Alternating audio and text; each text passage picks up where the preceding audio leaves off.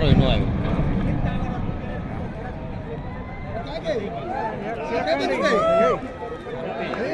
જગ્યા નથી, હું બતાવીને હટી જાઉં, એવું કરું. ચાલો,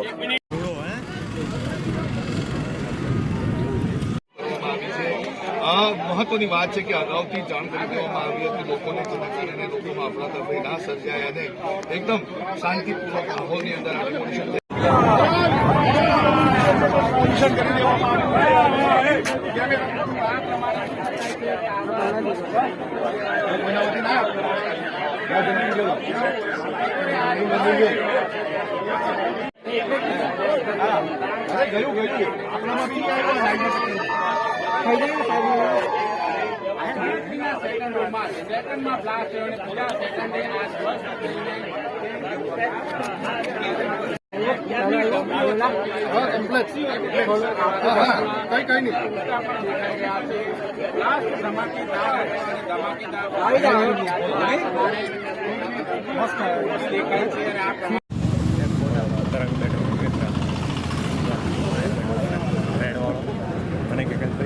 પેપર તમારું કામ નથી ઇલેક્ટ્રિસિટી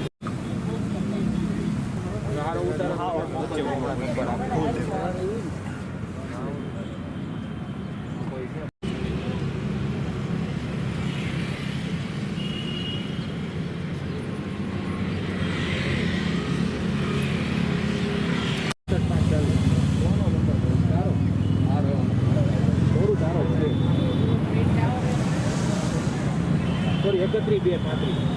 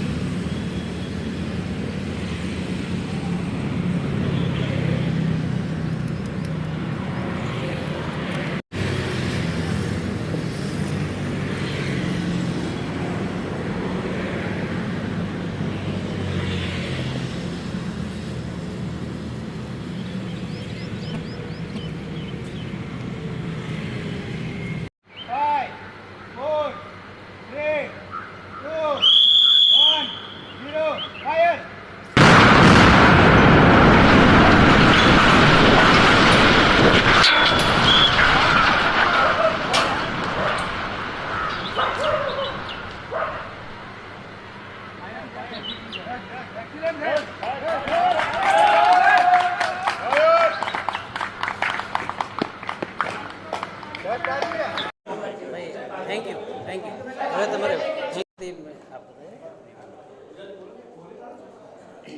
ગુજરાત અમારા સેફ્ટી ઓફિસર આવો ને वीडियो ऑफिसर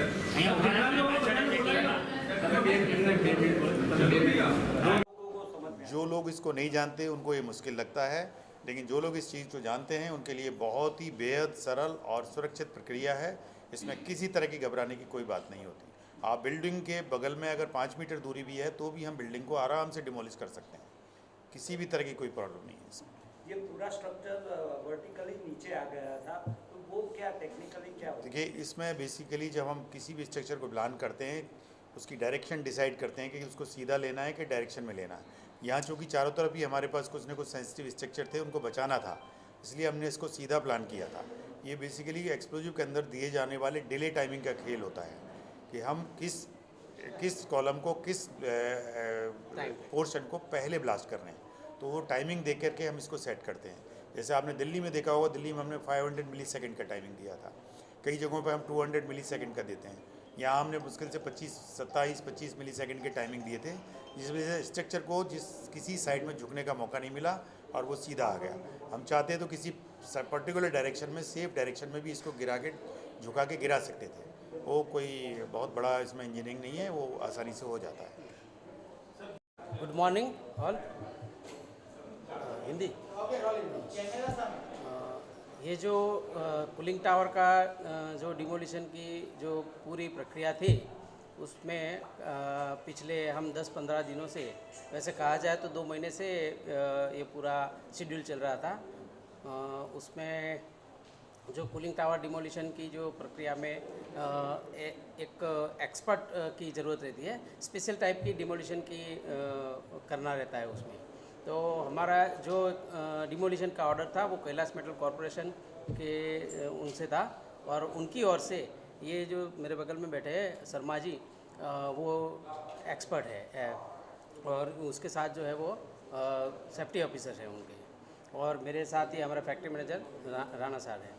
तो उनके साथ हम टीम मिलके पिछले 8-10 दिनों से पूरी तैयारी में लगे हुए थे, और अप्रोक्स उसमें 262 कल मैंने बताया था कि 200 से 250 किलोग्राम का जो एक्सप्लोजिव मटेरियल यूज़ किया था, उसकी जगह आज एग्जैक्ट मैं बता देता हूँ 262.5 किलोग्राम जितना हमने ये एक्सप्लोजिव मटेरियल यूज़ किया था। और ये जो स्पेशल टेक्निक है उसमें नीचे कॉलम रहता है, कॉलम के अंदर ड्रिल करके एक्सप्लोजिव मटेरियल फिट करके रखते हैं। प्रिकॉशन के तौर के ऊपर हम लोगों ने जो ये रखा था वायर नेट, और उसके ऊपर सिंथेटिक क्लॉथ लगाए थे ताकि जो एक्सप्लोजिव मटेरियल है वो बाहर ना जाए, मतलब फुल वेलोसिटी से ना जाए, उसके लिए ये प्रोटेक्शन भी किया था। और फाइनली ये एक्सप्लोजन पूरे 7 से 8 सेकंड के अंदर पूरा डिमोलिशन हुआ, और बहुत ही सिंपल और स्ट्रेट फॉरवर्ड जैसे हमने सोचा था वैसे ही पूरे का पूरा मलबा नीचे आ गया और डिमोलिशन किया। उसमें हम लोगों ने जो पशु पक्षी जानवर है उनकी भी चिंता की थी और उनका भी प्रोटेक्शन किया था। तो आप लोगों ने शायद सुना होगा कि छोटा सा एक एक्सप्लोजिव हुआ, वो हमने डिस्क्लोज़ नहीं किया था। वो छोटा सा एक्सप्लोजिव वो जो पंखी रहते हैं कबूतर वगैरह उनके लिए था, और कुत्ते वगैरह रहते उनको भी हम लोगों ने एक जगह पे इकट्ठे किए थे। थोड़ा बहुत टाइम इसमें ये हुआ, लेकिन आफ्टर ऑल टीम वर्क के साथ ये हमारा काम पूरा हुआ। है और मैं माइनिंग इंजीनियर हूँ, और मेरी कंपनी है एग्जीक्यूट प्राइवेट लिमिटेड जयपुर से। हमने भारत में इस तरह के बड़े स्ट्रक्चरों को गिराने की शुरुआत की है, और इससे पहले कुछ विदेशी लोग इसको करते थे, लेकिन हम इस तरह के करीब 25 प्रोजेक्टों को अभी सफलतापूर्वक अंजाम दे चुके हैं। यहाँ पर भी ये चैलेंजिंग टास्क थी, आसपास में काफ़ी सारे स्ट्रक्चर थे, रनिंग यूनिट थी, साहब के बहुत सारे कंसर्न थे। तो हमने पटेल साहब को, राणा साहब को, हमारे सेफ्टी एडवाइज़र्स श्री पटेल साहब को, सबको कॉन्फिडेंस में लिया और इनको बिल्कुल अश्योर किया था कि हम जैसे आप चाहते हैं वैसे ही इसको गिरा देंगे, और इसको हमने बड़ी सफलतापूर्वक आज सूरत में गिरा दिया है। ये हमारा लगभग 25वां स्ट्रक्चर था जो भारत में गिराया गया है। और ब्लास्टिंग एक सामान्य प्रक्रिया है, लेकिन आम पब्लिक में इसका एक डर बना रहता है। उस तरह के डर की ज़रूरत नहीं है। इसको अगर एक्सप्लोजिव को जो जानते हैं बड़े सुरक्षित तरीके से, अच्छे तरीके से सिस्टमेटिकली करते हैं प्रक्रिया को पूरा, तो बड़ी शांति से डिमोलिशन हो जाता है। ये बहुत ही सस्ती और सुरक्षित प्रक्रिया है, क्योंकि किसी भी तोड़फोड़ में आदमियों का इन्वॉल्वमेंट होता है, मनुष्य उसके आसपास रहते हैं स्ट्रक्चर के आसपास। लेकिन इसमें ब्लास्टिंग के वक्त कोई भी मनुष्य दूर हटा दिया जाता है। यहाँ तक कि हमने एक पहले छोटा सा ब्लास्ट करके पक्षियों को भी उड़ा दिया गया, कुत्तों को भी हटा दिया, और इस तरीके से बिल्कुल सुरक्षित तरीके से हमने इसको अंजाम दिया है। इसमें नॉर्मली जैसा पटेल साहब ने बताया कि एक सर्टेन डिस्टेंस पे कंक्रीट की स्ट्रेंथ चेक करने के बाद, स्ट्रक्चर का वजन देखने के बाद हम निश्चित दूरी पर ड्रिलिंग होल्स की प्लानिंग करते हैं, फिर उसमें एक्सप्लोजिव ब्लास्टिंग की डिज़ाइन करते हैं और एक्सप्लोजिव प्लांट करके उसको इंश्योर करके ठीक तरीके से सर्किट को कंप्लीट करके उसको हम ब्लास्ट कर देते हैं। ये सामान्य सहज प्रक्रिया है, और देश में स्ट्रक्चर्स को गिराने के लिए ये बड़े पैमाने पर आगे चल के उपयोग में ली जाएगी, क्योंकि कंक्रीट जो स्ट्रक्चर्स हाई राइज बन रहे हैं शहरों में, इनकी लाइफ 60-70 साल से ज़्यादा नहीं होती, और 60-70 साल के बाद आपको बड़ी बड़ी बहुत सारी बिल्डिंगों को गिराना पड़ेगा। इसलिए हम लोगों का इस काम में दक्ष होना आवश्यक है, और भविष्य में भारत में बहुत सारे लोग इस तरह के कामों को करेंगे, और ये आगे चल के बहुत ही सिंपल साधारण प्रक्रिया हो जाएगी। इसमें किसी तरह का पैनिक होने की किसी को भी ज़रूरत नहीं है। मीडिया से भी हम उम्मीद करते हैं, यहाँ का मीडिया बहुत अच्छा है कि पॉजिटिव खबरें फैलाएं, इसमें किसी भी तरह की कोई दिक्कत नहीं आती। एक सामान्य प्रक्रिया है, 150-200 मीटर की दूरी हम लेते हैं, लेकिन आपने देखा होगा कि जो फ्लाई रॉक है, कंक्रीट है, वो मुश्किल से 20-30 मीटर के आगे भी नहीं गई है। डस्ट का थोड़ा रहता है, लेकिन फ्यूचर में हम डस्ट को भी रोकने के और प्रभावी उपाय करेंगे और इस प्रक्रिया को पूरी तरह सुरक्षित और अच्छी बना देंगे। हमारे साथ जो LR पटेल साहब हैं, इनको सेफ्टी का बहुत अच्छा तजुर्बा है और एक्सप्लोजिव का बड़ा एक्सपीरियंस है। इन्होंने हमें शुरू से ही हर एक छोटी छोटी चीज़ों की सेफ्टी प्रिकॉशन लेने की एडवाइस देते रहे हैं, और इस वजह से हम और हमारी पूरी टीम, हमारे साथ जो लोग हैं, वो सब मिल कर के एज ए टीम इस पूरे प्रोजेक्ट को अच्छी तरीके से अंजाम दिया है। Thank you. અંદર ડિમોલિશન નો શરૂઆતમાં જે ઓર્ડર આપેલો અને એના આધારે સ્પેશિયલી આપણે આજે કુલિંગ ટાવરનો આજે જે પ્રોગ્રામ કરેલ એની અંદર જે એક્સપ્લોઝિવ મટીરિયલ તરીકે 262.5 કિલોગ્રામ જેટલું એક્સપ્લોઝિવ મટીરિયલ યુઝ થયેલું હતું.